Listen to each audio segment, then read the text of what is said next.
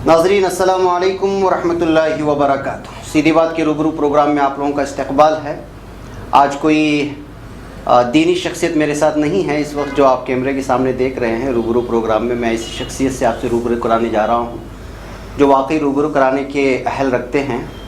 दिल्ली से बेंगलुरु आए हुए हैं अपने कुछ समाजी खिदमात के ताल्लुक़ से। उमर खालिद साहब, मैंने इनके सिलसिले में बहुत सारा लिखा भी है। कन्हैया कुमार की जब मेरी सीधी बात आई थी उस वक्त, और जब इनको गिरफ़्तार किया गया था, तो अब मौका मिला है कि हज़रत हमारे स्टूडियो में तशरीफ़ लाए हैं। आपका इस्तकबाल है।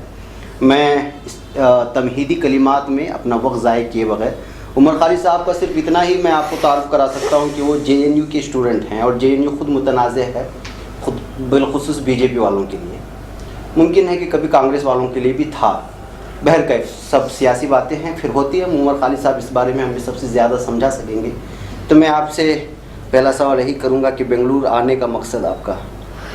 देखिए, सिर्फ बेंगलुरु ही नहीं, मैं देश के अलग अलग कोनों में जा रहा हूँ और एक ही उद्देश्य से जा रहा हूँ कि जितने भी आवाम के मसाइल को लेके लड़ने वाली ताकतें हैं, चाहे वो रोज़गार का सवाल हो, चाहे वो किसानों की जो आत्महत्या हुई और जो कृषि में बहुत एक क्राइसिस आया हुआ है उसका सवाल हो, चाहे वो दलितों पे मुसलमानों पे हमला हो, चाहे वो आदिवासियों की ज़मीन छीनने का सवाल हो, चाहे वो महिलाओं पे बढ़ते हमले हो, इन सब सवालों पे बहुत सारे ताकतों ने पिछले 4.5 साल में आवाज़ें उठाई हैं।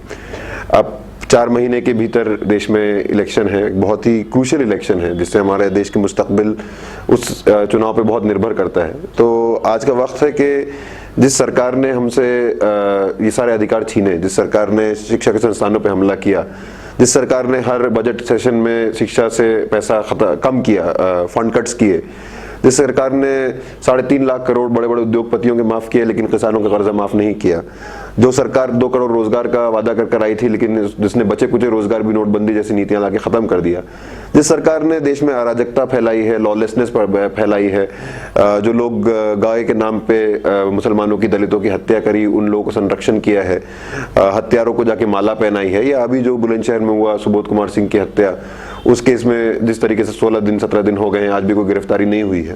तो उस सरकार से अब सवाल पूछने का वक्त आ गया है, उसको अकाउंटेबल ठहराने का वक्त आ गया है।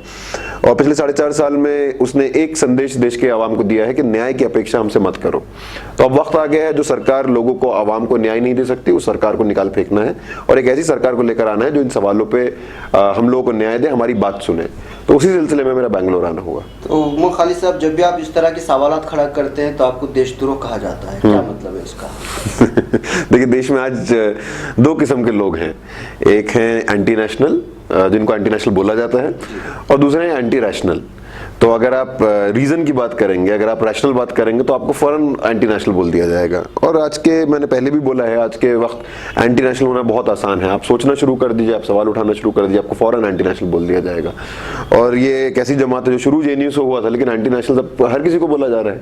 अभी नसीरुद्दीन शाह साहब ने सिर्फ इतना सा बोला, बुलंदशहर की जो हादसा हुआ उसको पॉइंट करते हुए कि मुझे डर लगता है अपने बच्चों के मुस्तकबिल के लिए कि कल को उनकी भीड़ ने अगर उनको घेर लिया और पूछा आपका मजहब क्या है, तो वो कोई जवाब नहीं दे पाएंगे।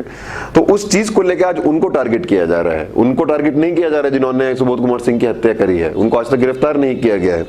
ऐसे मंत्रियों को टारगेट नहीं किया जा रहा है जो इंसान से ऊपर गाय का जिंदगी को महत्व देने की बात कर रहे हैं। और मैं, गाय की जिंदगी बहुत उसका महत्व है, लेकिन इंसानी जिंदगी का महत्व है। अराजकता जो देश में फैल रही है वो भी एक बहुत बड़ा कंसर्न है। तो कभी कभी तो मैं बोलता हूँ कि हमने, ऐसा लगा 4.5 साल पहले हमने कोई सरकार का चुनाव नहीं किया था, हमने एक ट्रैवल एजेंसी का चुनाव किया था, जो अगर आप सवाल करेंगे तो आपको फौरन बोल देगा कि पाकिस्तान अब तुम चले जाओ। अभी सुनने में आया नसीरुद्दीन शाह साहब का किसी संगठन ने टिकट भी कटा दिया पाकिस्तान का। लेकिन इस ट्रैवल एजेंसी का एक और बहुत बम्पर ऑफर है। वो ऑफर है कि अगर आप देश के बैंकों से पैसा लूट लेंगे तो फिर आपको पाकिस्तान नहीं, वो आपको यूरोप भेजता है। तो ये 2 ऑफर इस सरकार के वक्त इस लोगों के सामने हैं। लेकिन on a more serious note, ये देश में लूट है, देश में गैर बराबरी बढ़ी है।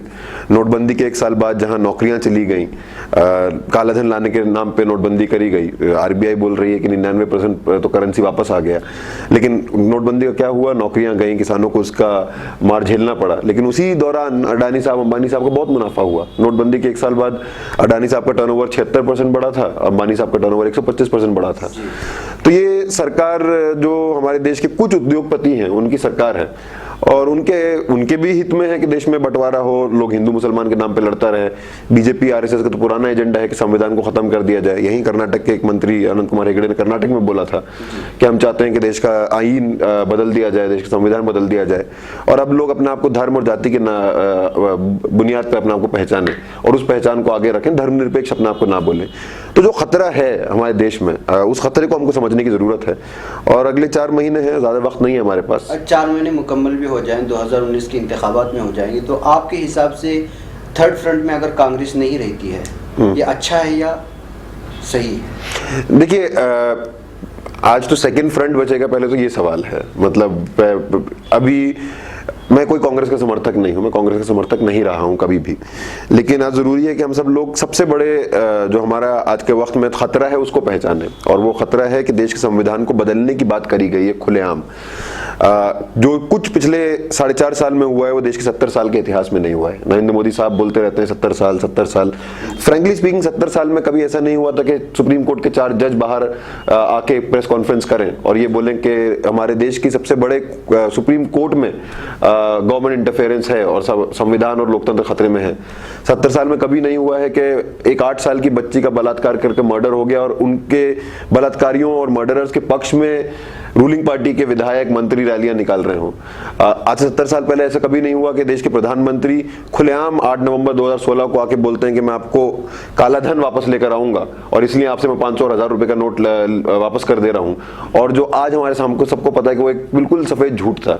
तो ये कुछ भी पिछले 70 साल में नहीं हुआ है, और हमको समझना पड़ेगा अगर भारतीय जनता पार्टी एक बार फिर 2019 का चुनाव जीतती है तो जो बचा कुचा लोकतंत्र हमारे पास आज है 4.5 साल के इस हमलों के बावजूद, वो लोकतंत्र भी हमसे छीन लिया जाएगा। इसलिए जरूरी है कि अगर हम इस संविधान को बचाना चाहते हैं, अगर हम अपने बचे कुछ लोकतंत्र को बचाना चाहते हैं कि आने वाले दिनों में उस लोकतंत्र को हम और बढ़ाएं, अपने देश में जनवादीकरण के आंदोलन को और बढ़ाएं, सबसे पहला हमारा एक मकसद होना चाहिए, जो लोग जो संविधान में विश्वास नहीं करते ऐसी ताकतों को 2019 में आने से रोकना है। 2019 में आने से रोकना बराबर है, लेकिन क्या भरोसा है कि कांग्रेस इस तरह का कोई फैसला नहीं लेगी? सियासी लोग कभी भी बदल सकते हैं। बिल्कुल बिल्कुल कोई भरोसा नहीं है, और यही हमारी समस्या भी है कि हम भरोसा बहुत जल्दी कर लेते हैं। हम किसी को भी हीरो बहुत जल्दी बना लेते हैं और किसी को भी विलन बहुत जल्दी बना लेते हैं। तो 2014 से पहले बहुत सारे लोगों के लिए नरेंद्र मोदी हीरो बन गए थे। आज जब 4.5 साल बाद लोगों को लग रहा है कि अच्छे दिन तो आए नहीं, जिसका वादा था, विकास हुआ नहीं, 15 लाख वापस नहीं आए, तो अब लोगों को लग रहा है कि राहुल गांधी वो हीरो हैं जो हमारा काम करेंगे। बात है कि ऐसे हीरो कोई होते नहीं। असलियत में राजनीति सड़कों पे तय होती है, और अगर इस देश के आम आवाम जागरूक होंगे तो कल को राहुल गांधी हो या कल को मैं हूं या कल को आप हो, वो किसी को भी ब्लैंक चेक नहीं देंगे। तो अभी ऐसा नहीं है कि जब हम नरेंद्र मोदी को और भाजपा की सरकार को हराने की बात करते हैं तो जितना महागठबंधन बन रहा है या जितनी विपक्षीय दल है हम उनको कोई ब्लैंक चेक दे रहे हैं। इनफैक्ट मैं तो बोलूंगा पिछले 4.5 साल में जो आंदोलन हुए हैं, ऐसा नहीं है कि कांग्रेस पार्टी एकदम से आज विपक्ष के रूप में लग रहा है कि राहुल गांधी भी प्रधानमंत्री बन सकते हैं।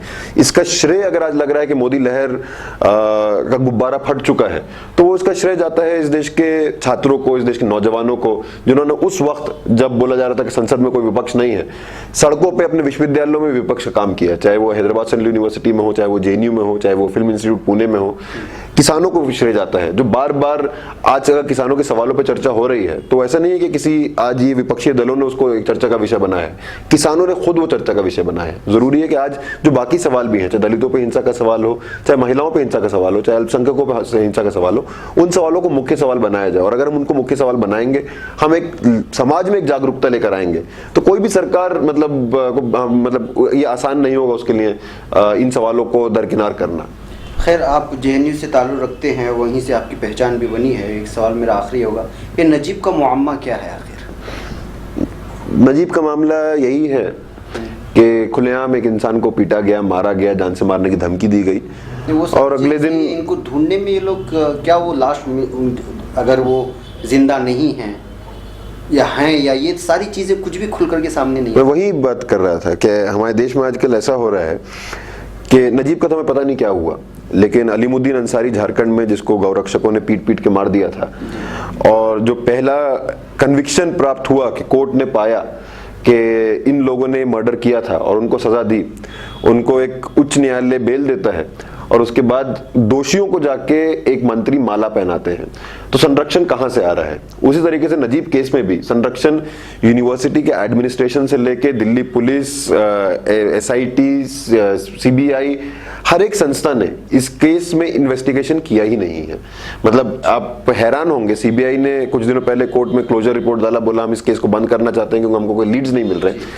लेकिन जब नजीब के अम्मी की तरफ से जो लॉयर हैं उन्होंने ये बताया कि आपने तो बेसिक कॉल रिकॉर्ड्स तक अक्यूज के कोर्ट में नहीं लेकर आए हैं, तो उन्होंने बोला कि जो फोन का पैटर्न लॉक है वो हम पैटर्न लॉक खोल नहीं पा रहे हैं, इसलिए हम अक्यूज के कॉल रिकॉर्ड्स नहीं निकाल पा रहे हैं। मतलब अफवाहों की बुनियाद पे हमारी गिरफ्तारी कर ली थी, अफवाहों की बुनियाद पे हमारे बारे में हर किस्म का दुष्प्रचार किया गया। तो मेरे बारे में तो ये भी तक बोल दिया था कि मैं पाकिस्तान 2 बार होकर आया हूँ, आज तक मेरे पास पासपोर्ट भी नहीं है। लेकिन इस केस में जहां एक इंसान को पीटा गया, मारा गया, जान से मारने की धमकी दी गई, वहां पे गायब कर दिया गया, उस केस में जो अक्यूज है उनको इतना अच्छा ट्रीटमेंट दिया जा रहा है कि उनका फोन रिकॉर्ड्स तक CBI जो सबसे सर्वोच्च इन्वेस्टिगेटिंग एजेंसी है वो कॉल रिकॉर्ड्स नहीं निकाल पा रही। तो ये मजाक चल रहा है इन्वेस्टिगेशन के नाम पे, ये कुछ लोगों को बचाया जा रहा है। बिकॉज आई थिंक अगर ये इन्वेस्टिगेशन ढंग से होगा तो मेरा मानना यह है इसमें बहुत कुछ बड़ा चीज निकलेगा। और उस काफी सारे, और मतलब चौंकने वाली बात नहीं है, जिन्होंने नजीब को पीटा था वो अखिल भारतीय विद्यार्थी परिषद के गुंडे हैं। तो ABVP के लोगों को, RSS के लोगों को, बजरंग दल के लोगों को